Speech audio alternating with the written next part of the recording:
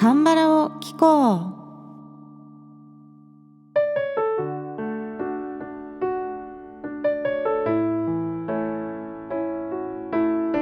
皆さんこんにちは。안녕하세요。風花です。さて、今週はですね、またソン・シギョンさんの名曲をお届けするシギョンソンウィークでお届けしていきたいと思います。今月のテーマ、中華といえばソン・シギョンさんは外せないですよね。中華といえばシギョンさんですよ、本当に。というのは、そもそも2012年からシギョンさんは中華コンサートというコンサートタイトルで毎年コンサートをされています。ちょうど5月末から6月あたりで行われていますね。で、今年はコロナで、ずっと開催されてなかったのが久しぶりに中華コンサート復活したということで話題になっておりました。シギョンさん、バラードの皇帝として4月に紹介しましたが、中華の代名詞とか中華の帝王っていう存在でもあると思いますね。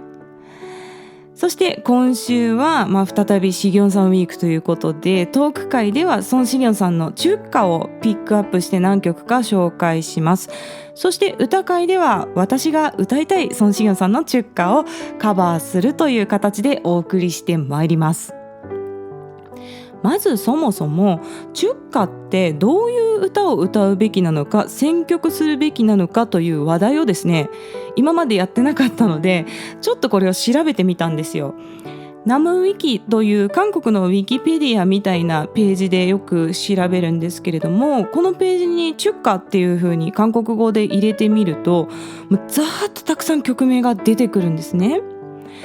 そしてそのページの先頭に中華とはどういう曲を選ぶべきなのかっていう解説がありましたので、ちょっとそれを紹介します。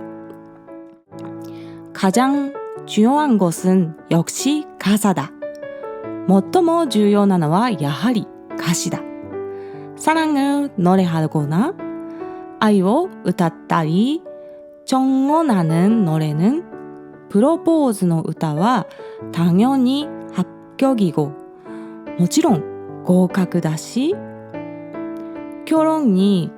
새로운 시작의 의미를 가지는 만큼 結婚が新しい始まりという意味を持つので、희망으로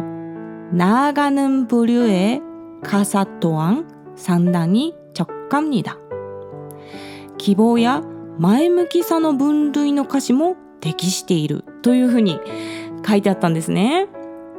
そして中華は、バラードが多いイメージなんですけれども、必ずしもバラードである必要はなくて、歌う人が一番上手に歌えるものを選ぶといいですよというふうに書いてありました。その通りですよね。確かにやっぱり重要なのは歌詞で、新しい始まりという意味を持つから、希望とか前向きな歌だったら、いいんですよということだそうです。そしてよく歌われる中華としてソン・シギョンさんの曲で挙げられていた曲、なんと6曲あります。まず2001年내게 오는 길、僕に来る道。それから2002年の우린 제법 잘 어울려요、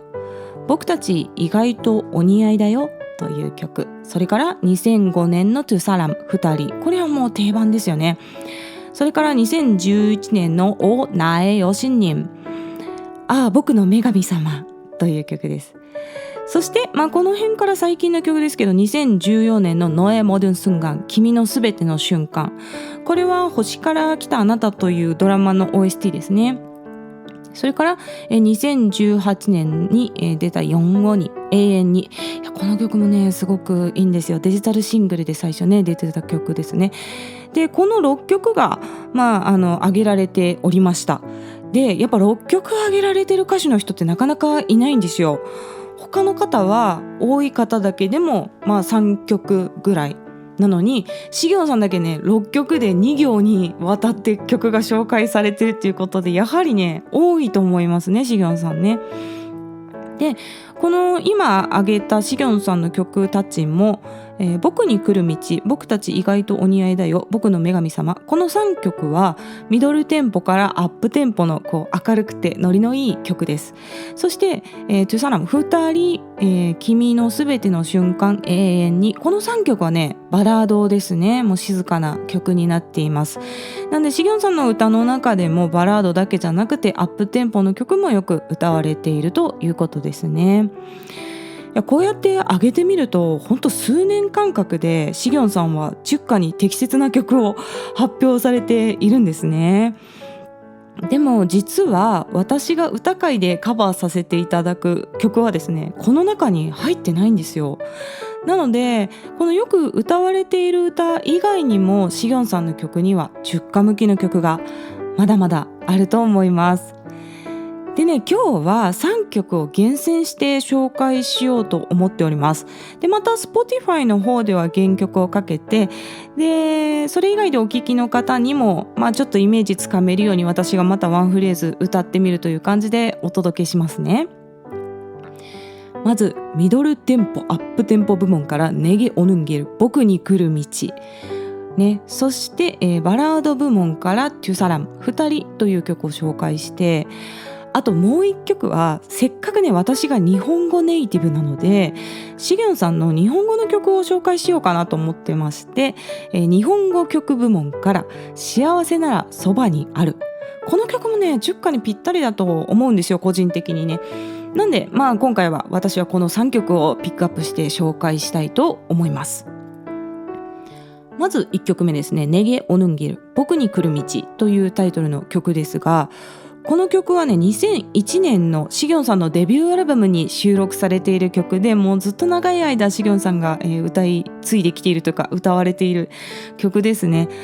本当に歌詞の内容がとってもストレートな愛情表現と、それからこれからの日々への決意を示すような内容になってまして、この2000年代初頭の中華だなっていう感じがする曲です。では早速サビの部分の歌詞を紹介してみますね。사랑한다는 그 말、 愛しているというその言葉、아껴둘 걸 그랬죠、 大事にしておけばよかったよ、이젠 어떻게 내 마음、 今どうやって僕の気持ちを표현해야 하나、 表現しなきゃならないかな、모든 것이 변해가도、 すべてのことが変わっていっても이 마음으로 그대 사랑할게요、 この気持ちで君を愛すよというね決意を表すような内容になっております。では曲を聴いてみてください。 Spotify の方は原曲、それ以外の方はちょっと私が歌ってみます。사랑한다는 그 말、 아껴둘 걸 그랬죠, 이젠 어떻게 내 마음 표현해야 하나, 모든 것이 변해가도 이 마음으로 그대 사랑할게요。 はい、いかがでしたでしょうか。この曲はですね、音域的にも比較的歌いやすい音域の曲だと思います。そんなにね、音域が広くないんですね。して、いい範囲の音域の中でちゃんとメロディーの盛り上がりもあるので、表現しやすいというかカバーしやすい曲だと思います。中華の定番曲としておすすめの一曲ですね。あとアップテンポ部門で個人的にとっても好きなのは僕の女神様オーナエヨシンネムという曲です。シギョンさんって結構毒舌なところがあると思うんですよ。でね、女神様とか言わなそうなイメージなんですよね。私の個人的なイメージなんですけど、で日本語を勉強される時も綾小路きみまろさんの漫談を聞いて日本語を学んだとおっしゃっているのを聞いたことがあって、どうやら日本の熱心なファンの方がシギョンさんにこのきみまろさんのね CD かなんかプレゼントされたそうなんですが、このチョイスがねほんと絶妙で素晴らしいなと思ったんですよ。だからシギョンさんときみまろさん結構なんか通じるところがあるっていうか、毒舌で皮肉が効いてるトークをねされたりするんで、そのきみまろさんのトークを見てしぎょんさんも日本語での毒舌テクニックを磨かれたっていうことなんですよ。とは言っても程よい毒舌具合なんですよ。品があるんですね。なんで私は好きなんですけれども、テレビやラジオでしぎょんさんを拝見している姿からは僕の女神様とかね言う姿がちょっと想像できないんで、これはいわゆるギャップ萌えですね。でも歌の中では本当にねこうよしんにんって歌うんですよ。こうちゃんとねその世界観を表現されているんですよね。だからこのあたり本当さすがプロだと思います。いやわかんないですけどね、本当は私生活では女神様とか言うのかもしれないですけど、そんなねイメージがあってこの曲もとても好きです。では次の曲トゥサラン2人という曲に移っていきます。この曲はねバラード部門からのピックアップで2005年の発表の曲ですね。相続者たちというドラマの OST としてご存知の方もいらっしゃるかもしれません。イ・ミンホさんとパク・シネさんが主演されていたドラマですね。このトゥサラン2人という曲は以前のシギョンさんを紹介する回でも話題にした曲なんですが、シギョンさんの声量は出せるけど出しすぎず比較的小さい声の中で繊細なコントロールをして歌詞を鮮明に伝えるという技術がすごいんですよっていう話をしたんですけど、この唯一無二の歌唱技術がねめちゃくちゃ光る曲なんですよ。で私はこの曲とっても好きなんですよね。ですごく好きで本当はカバーしたい気持ちはあるんですけど、まだなんか自分の歌唱テクニックがなんていうかな追いついてないところがあって、こう一曲フルでカバーするにはちょっとまだ恐れ多くて歌えないっていう曲なんですよ。で別に誰が歌ってもいいとは思うんですけど、この曲の進化っていうのは本当にシギョンさんのボーカル技術に詰まっていると思うんですよね。またもっともっと歌が上手くなったらねいつかフルカバーしたいと思っている一曲でございます。でも本当に歌詞がとても素晴らしいので、曲は紹介しますね。때로는 이 길이 멀게만 보여도 時にはこの道が遠いばかりに見えても서글픈 마음에物悲しい気持ちに눈물이 흘러도 涙がこぼれても모든 일이 추억이 될 때까지 すべてのことが思い出になるまで우리 두 사람 僕たち二人서로의 쉴 곳이 되어주리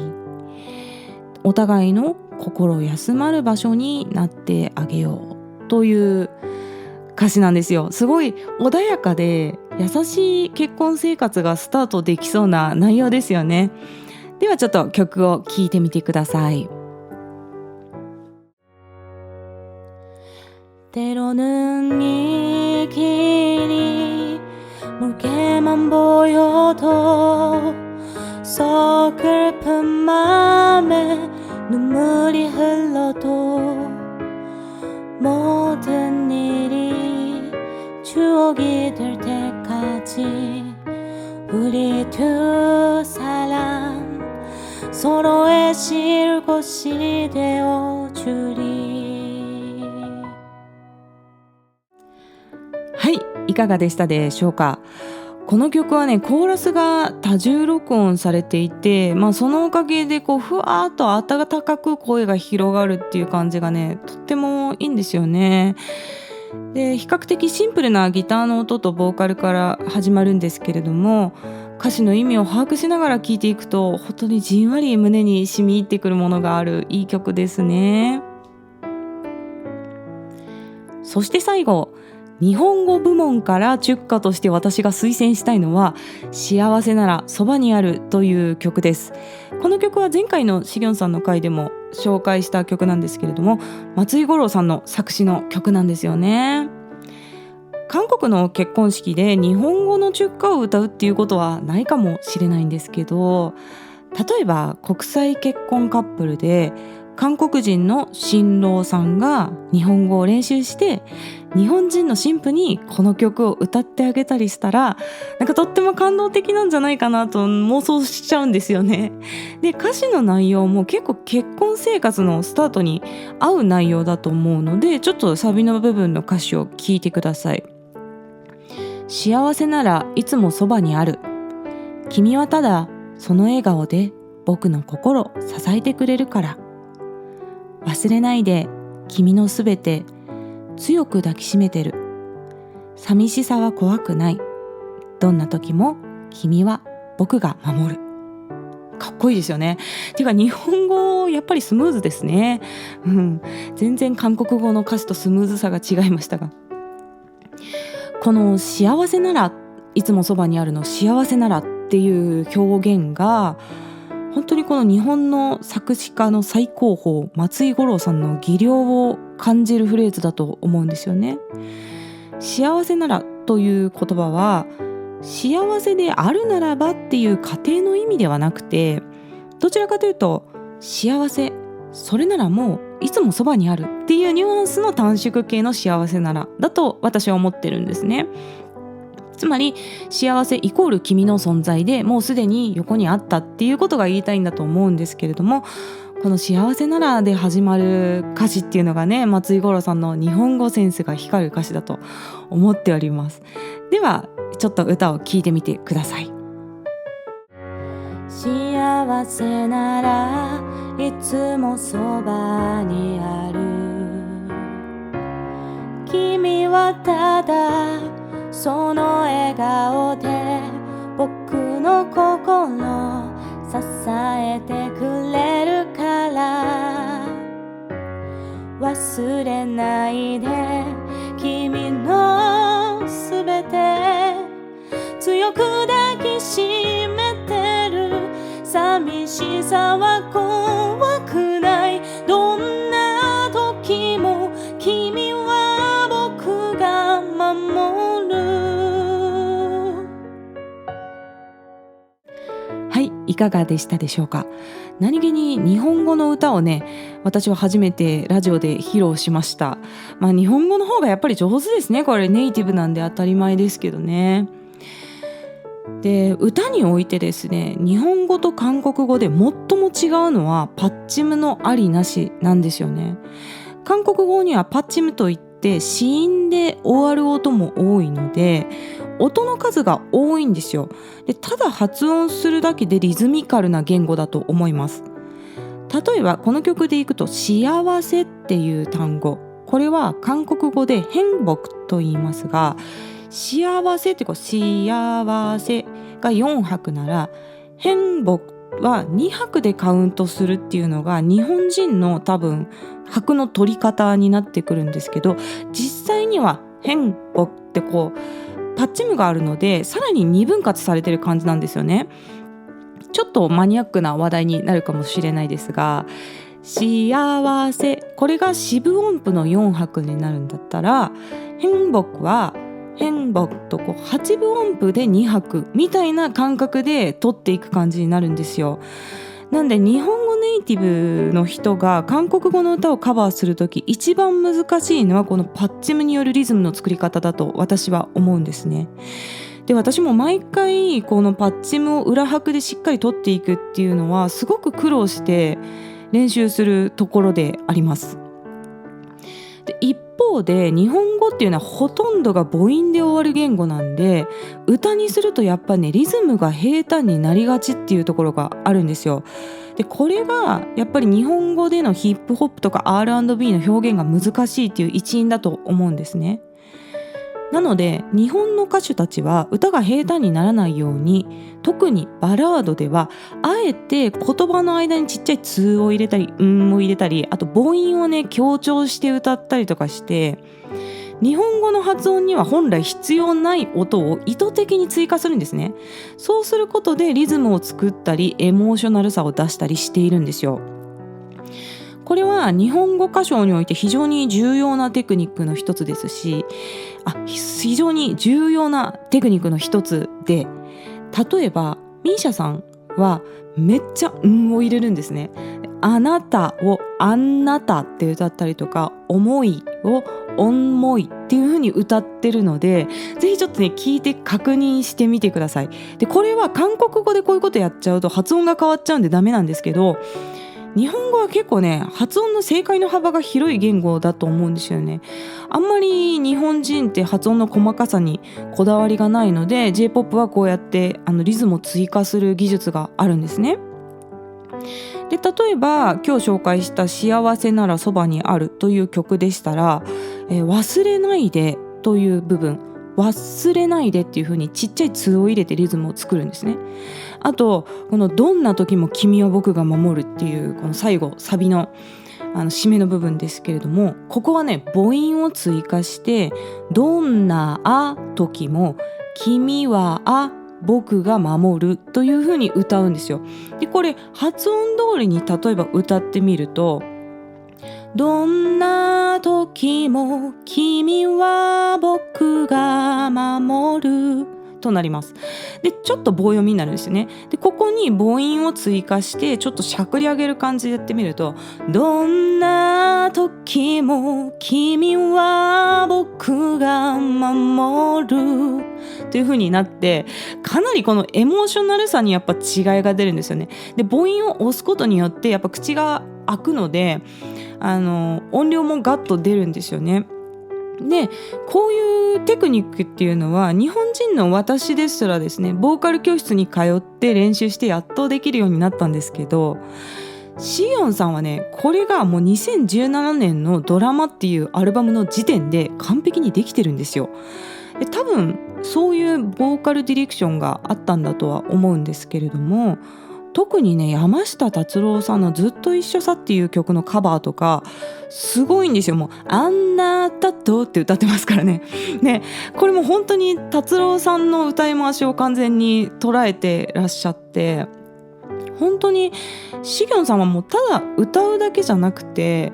日本語をねとってもよく研究されてると思うんですよね。そんなわけで今日はちょっと幸せならそばにあるという曲も紹介いたしました。さて今回はソン・シギョンさんのチュッカをテーマにトークをお届けしてまいりました。また長いエピソードになってしまいましたね。概要欄の質問箱からメッセージや質問、リクエストなどぜひ気軽に送ってください。日本語でも韓国語でも大丈夫です。また YouTube の方もよろしくお願いします。では次の放送でお会いしましょう。さようなら。